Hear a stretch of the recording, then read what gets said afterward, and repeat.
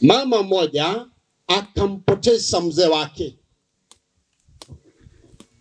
Alipompoteza, ikawa ni kwamba kila asubuhi mama anaamuka akielekea kaburini. Akienda analia saa 6, saa 7, saa 12, bado angali kwa kaburi analia.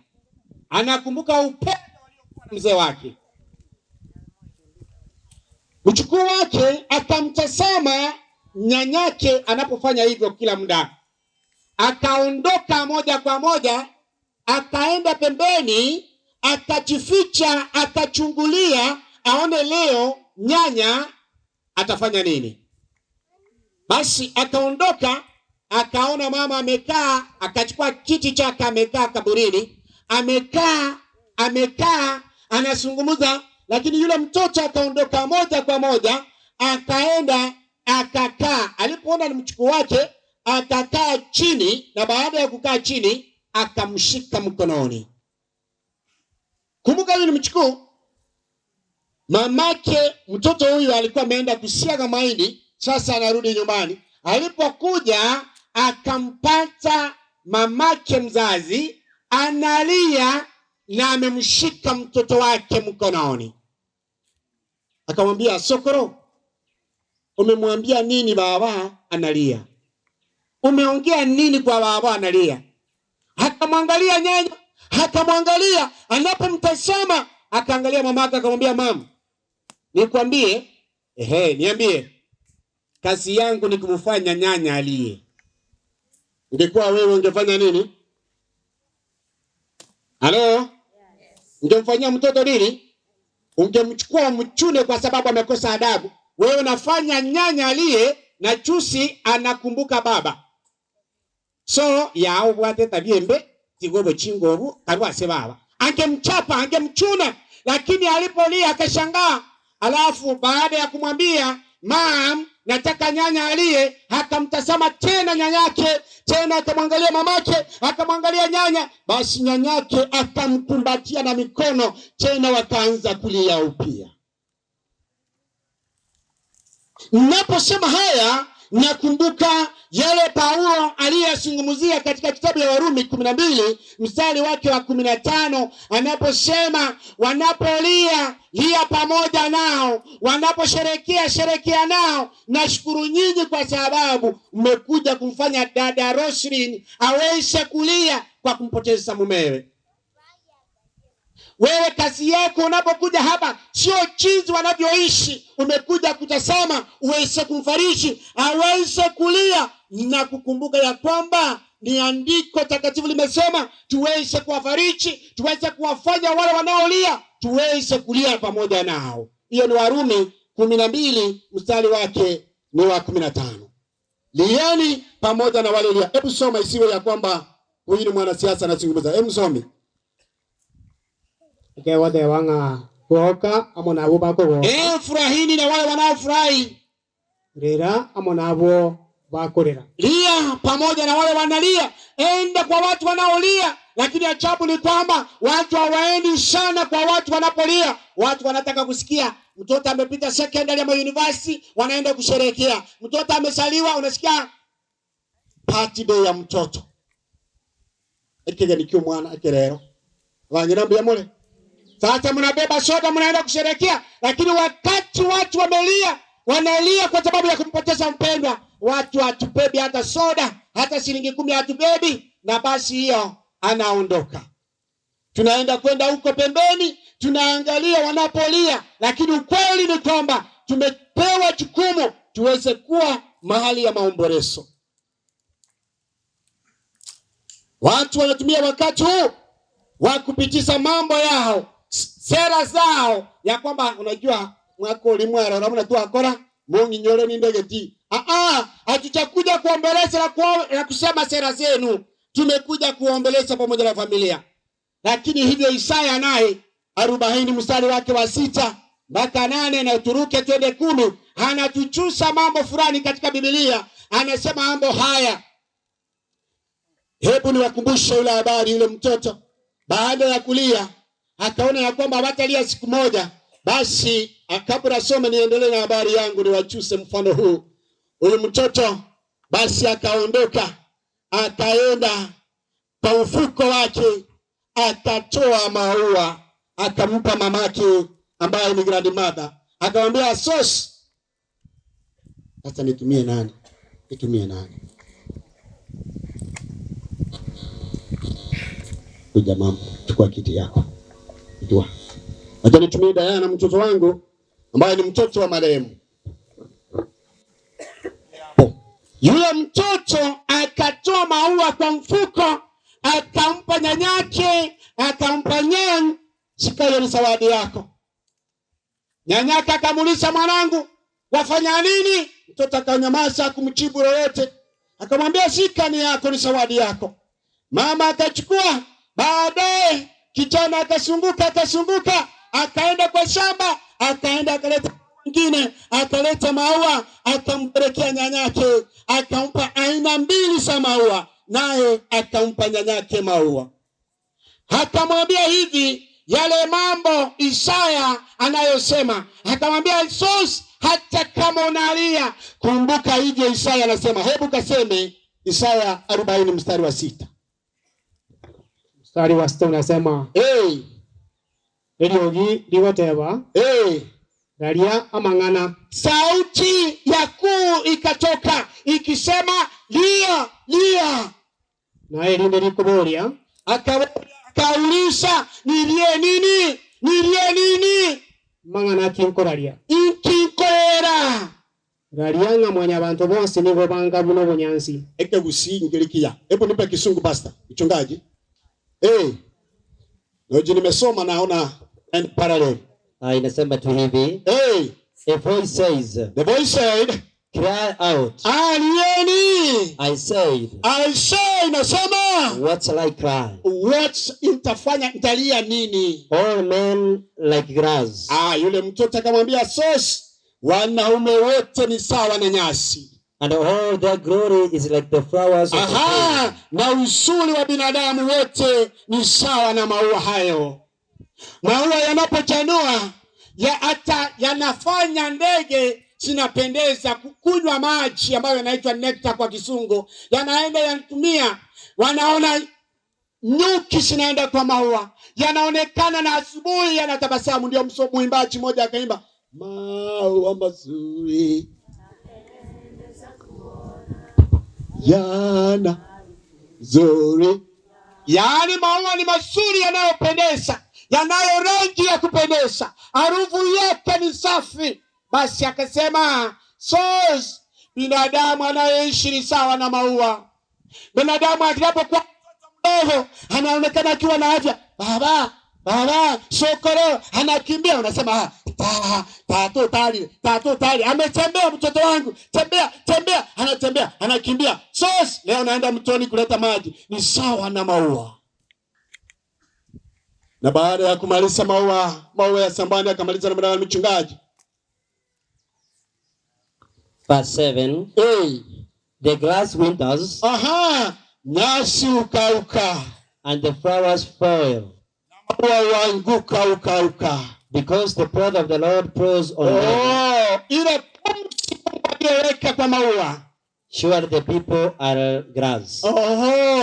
Na watu ni sawa na maua, kwa sababu ile pumzi Mungu aliyoweka katika siku ya uumbaji sasa imeondoka. Halo? Ndio maana Isaya anasema, "Lieni, mnapokuja kwa matanga tunakuja kulia, kwa sababu sisi ni mashahidi ya kwamba ameaga. Pumzi ya Bwana aliyoweka imeondoka, haipo tena."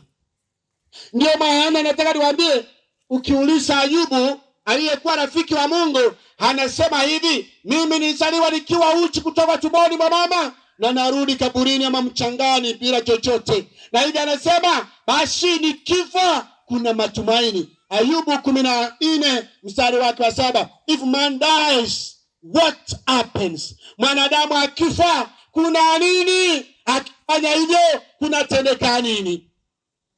Inaisha, anakufa. Nataka niwachuse, tangu nilipoingia hapa chana, dadangu barikiwa toka kwa jua sasa karechema. Nataka kusema ya kwamba tangu nilipoingia hapa chana, Hapa inaitwa liroba. Maroba. Maroba. Mchanga? Ama kwa nini mlito mchanga? Do you love chief? Nimeambiwa wewe ni chief. You know, I know. That's good. Chief, kwa nini mlito maroba? Hapana, go and do history. Mahali nakaa naitwa Kasoitu huko Masaini.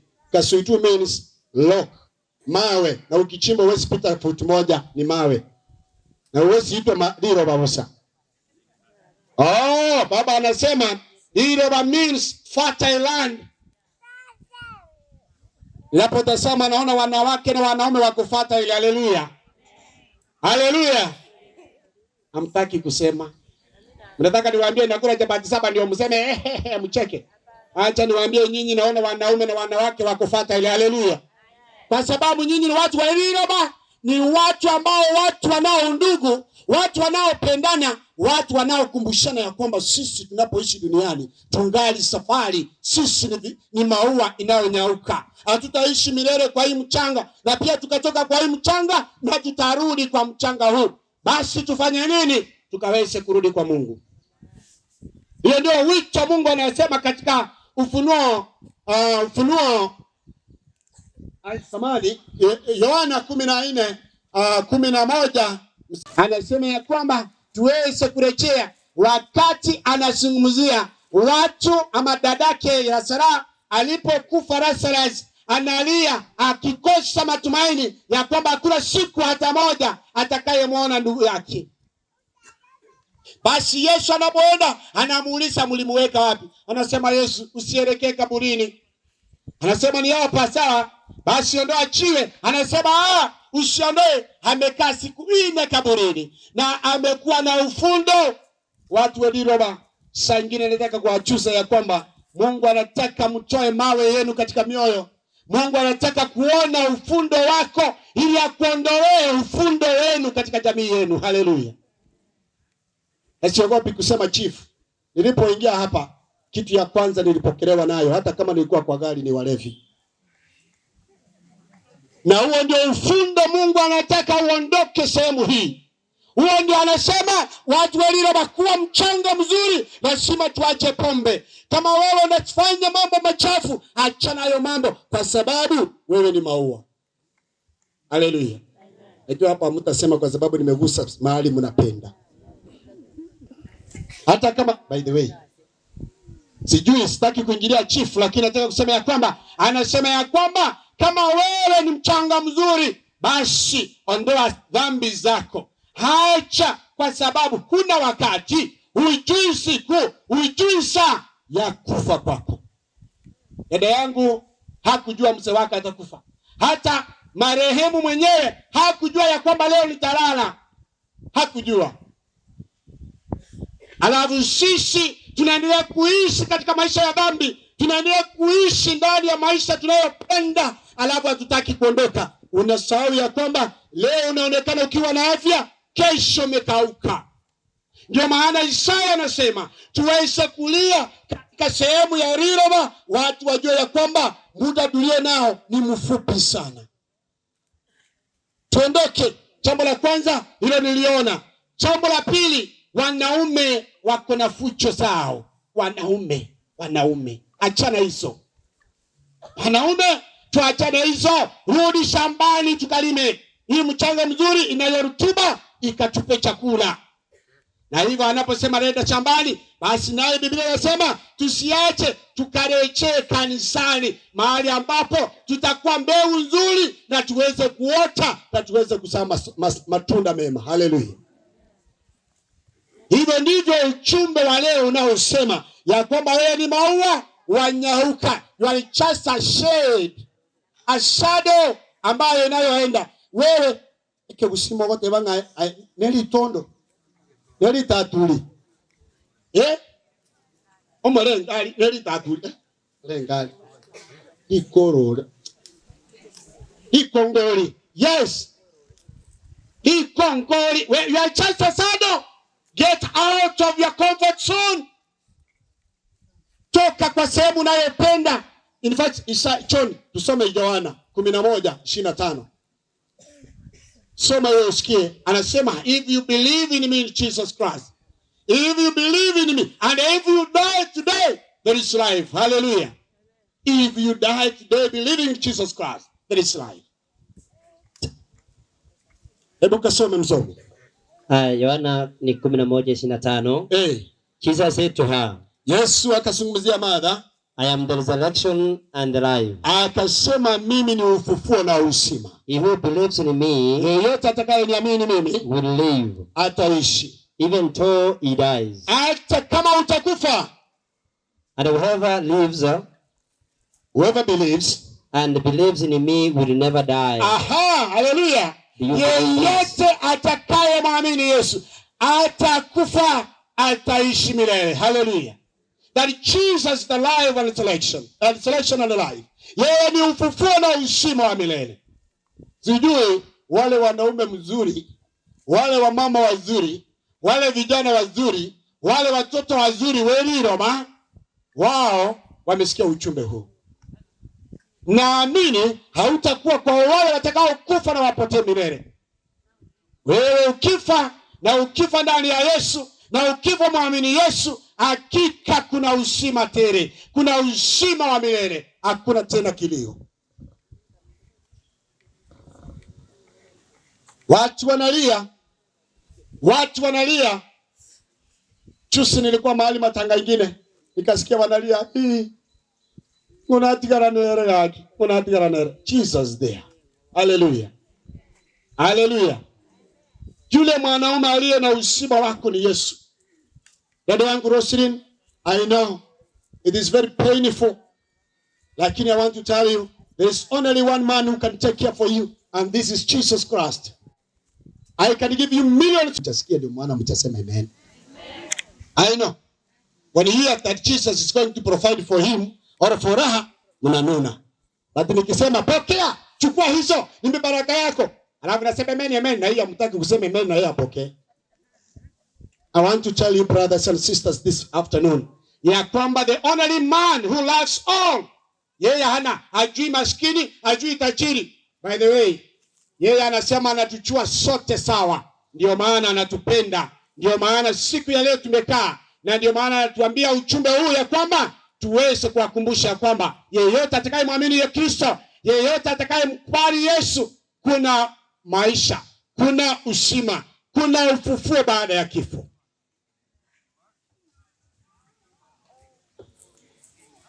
Na wale wamama wanaopiga mdomo, halo, hapa kwenu kuna makutano? Halo, kuna makutano? Kuna mosojo? Kuna molingamu? Na nini tena? Molingamu kuna patikana nini?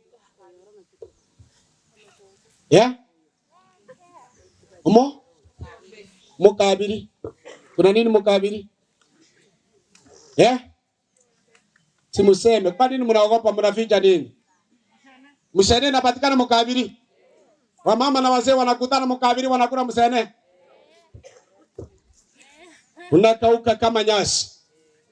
Siku inakuja wewe ukipatikana mukabiri, unaendelea kupiga mdomo na utakaukia hapo. Hujui siku yako. Afadhali uondoke ukamjue Yesu Kristo. Afadhali ukaondoke ukampende huyu mwanaume anayeitwa Yesu, ukamwamini yeye, kwa sababu hata ukifa hautabaki kwa kaburini. Siku ile atarejeza ufalme wake mara ya pili, kutakuwa na ufufuo na utaenda mbinguni. Kuliko kukaa mkabiri alafu unapotea milele. Na wanaume wakati hawaendi kazi asubuhi wanaenda wapi? Atangamano iko wapi? Hapa chini. Kuna nini hapo? Pombe. Wanaume wanaumsene. Hawana ile kitu wanacheza hivi. Ama niko na onyo. Hizo ndio wanafanya. Wanaume wa Yesu. Mungu aliyekufa juu yenu, anayezungumza kitabu ya Yohana 3:16 ya kwamba niliupenda ulimwengu, nikafa kwa ajili ya dhambi zenu, nikaacha mbinguni nikashuka chini. Ondoka hapo mahali wamesema matangamano. Wanaume wa Yesu, pana pepa bakora, hatunaenda kwa wanaume jioni ya kuja kumwomba mke chakula na uchaoja hata senti nyumbani.